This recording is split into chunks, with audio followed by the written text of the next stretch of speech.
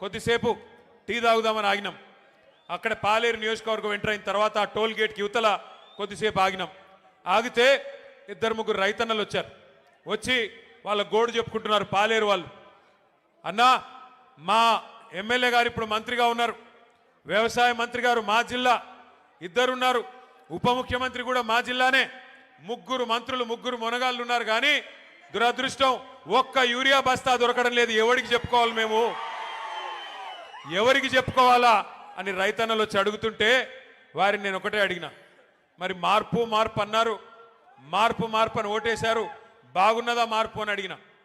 అంటే ఏం చెప్పాలన్నా, సరే జరిగింది జరిగింది, పాలిచ్చే గేదెని వద్దనుకుని తన్నే దున్నపోతుని తెచ్చుకున్నాము, తప్పదు కదా, అనుభవించక తప్పదు కదా అని చెప్పారు. రైతులు కూడా బాధపడతా ఉన్నారు. ఇవాళ నేను స్పష్టంగా చూస్తా ఉన్నా, ఖమ్మం ప్రజల్లో ఒక కాంగ్రెస్ పార్టీ మీద తీవ్రమైన వ్యతిరేకత, తీవ్రమైన కోపం కనబడతా ఉంది.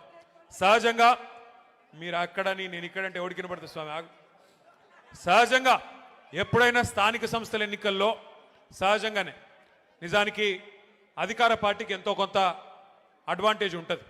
మీకు గుర్తుండాలి, మనం అధికారంలో ఉన్నప్పుడు పంచాయతీ ఎన్నికలు పెడితే కనీసం కాంగ్రెస్ వాళ్ళు ఎన్ని గెలిచారయ్యా అంటే వేళ్ల మీద లెక్క పెట్టుకోదగ్గ సంఖ్యలో తప్ప పర్ఫార్మెన్స్ లేదు, 10% లోపల తప్ప గెలిచిందేమీ లేదు. కానీ వాళ్ళ రాష్ట్ర వ్యాప్తంగా, ఒక్క ఖమ్మంలోనో కొత్తగూడెంలోనో కాదు, రాష్ట్ర వ్యాప్తంగా కనుక చూసినట్టయితే 40% సర్పంచులు మన వాళ్ళు గెలిచారంటే ఇది మామూలు విషయం కాదు. అది కూడా 2 ఏళ్ల లోపే, 2 ఏళ్ల లోపు జరిగిన ఎన్నికల్లో పరిస్థితి ఇట్లా ఉంది అంటే రానున్న రోజుల్లో పరిస్థితి ఎట్లా ఉండబోతోందో మనం అర్థం చేసుకోవచ్చు.